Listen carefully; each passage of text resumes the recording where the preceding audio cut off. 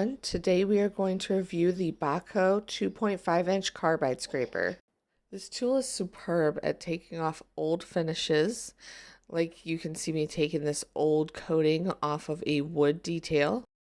I also use this tool to take coatings off of veneered surfaces, like these blonde mid-century modern drawers. This tool makes it really easy to get the coating off without blowing through the veneer like you can with a sander, which is why it's a helpful tool to have at your disposal.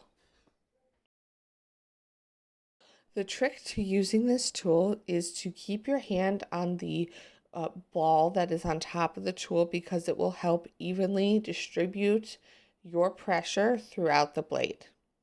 You don't want to have uneven pressure because then you can make divots in your wood, which is definitely not what you're trying to do if you're refinishing a piece of furniture.